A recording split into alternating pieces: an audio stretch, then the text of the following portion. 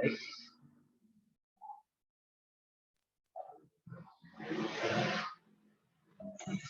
Pemahaman kekerasan seksual atau kita sebut dengan seksual harassment ya.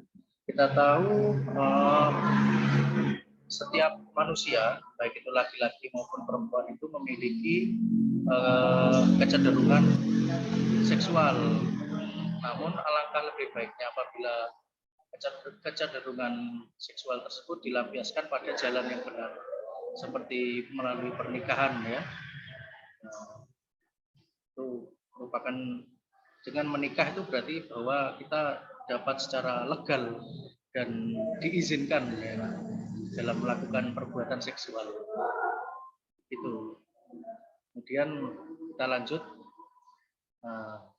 Apa yang akan kita bahas hari ini yaitu mengenai tujuan materi kekerasan seksual, lalu definisi kekerasan seksual, lalu contoh perilaku kekerasan seksual, faktor kekerasan seksual, kategori kekerasan seksual, dan penanganan korban kekerasan seksual.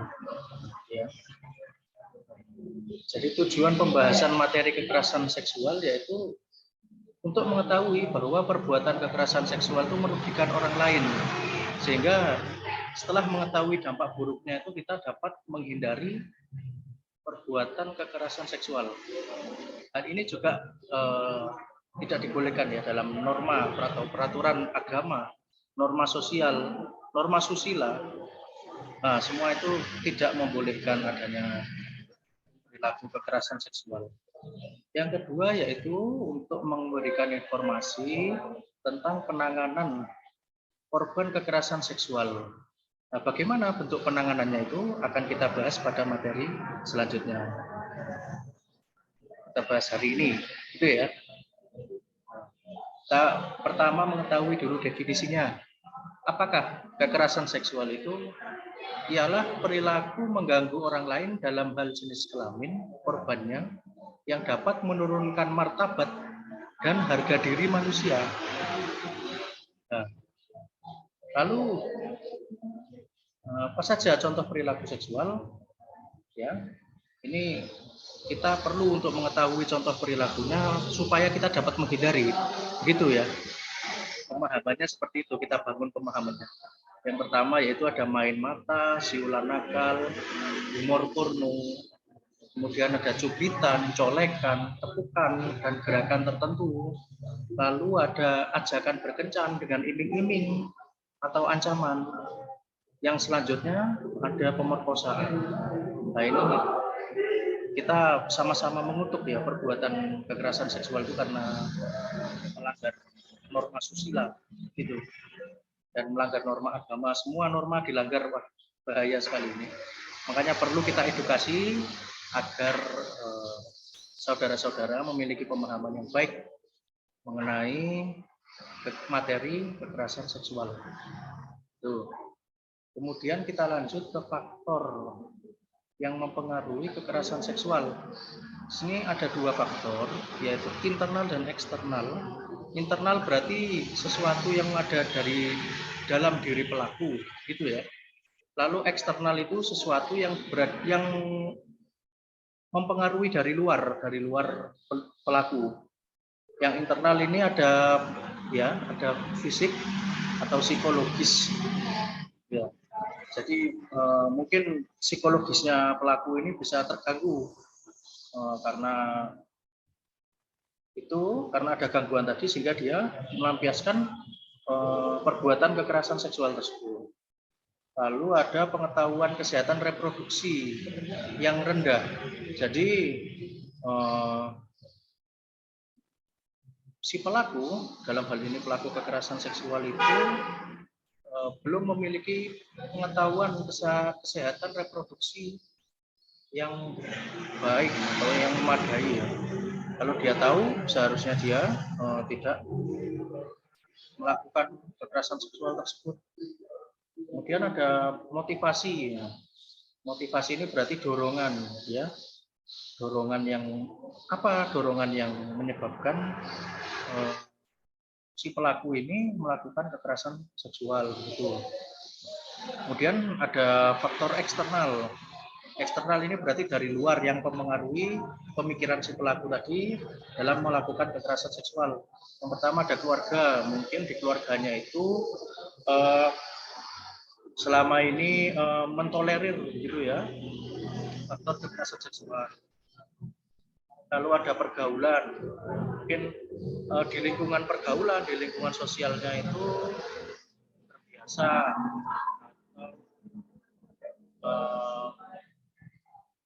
sering ya mentolerir adanya perbuatan kekerasan seksual. Kemudian ada perkembangan teknologi ya.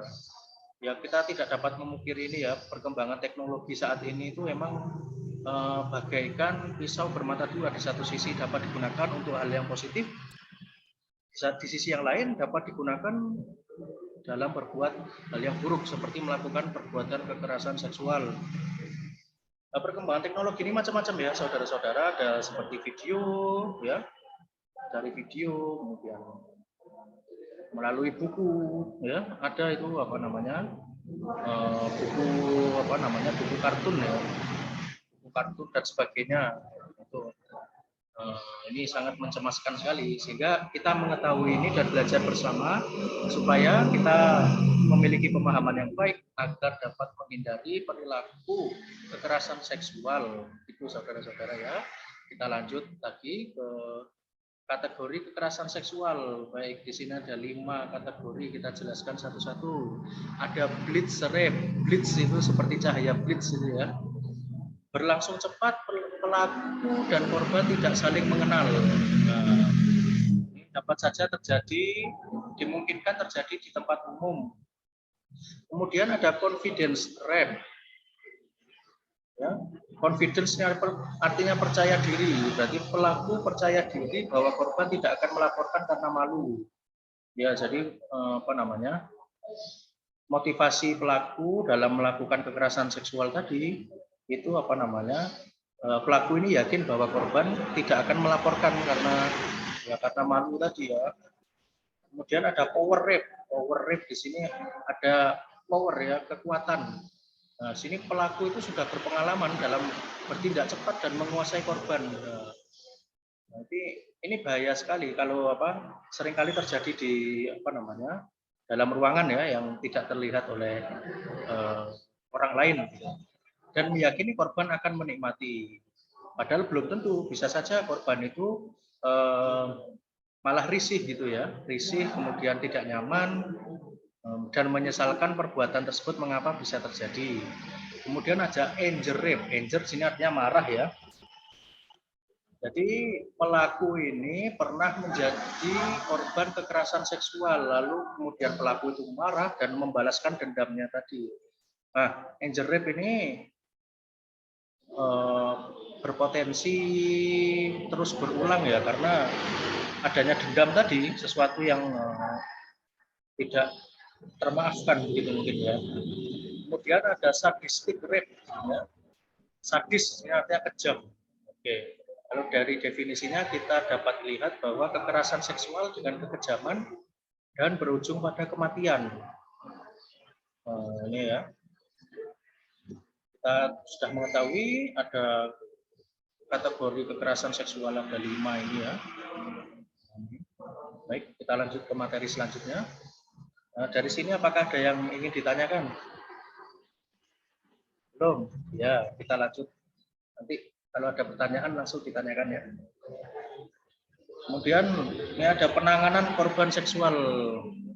Jadi begini, saudara-saudara, bahwa korban seksual itu harus pertama itu kita dukung ya. Kita dukung, kemudian kita pulihkan. Layaknya manusia normal itu pasti membutuhkan afeksi ya.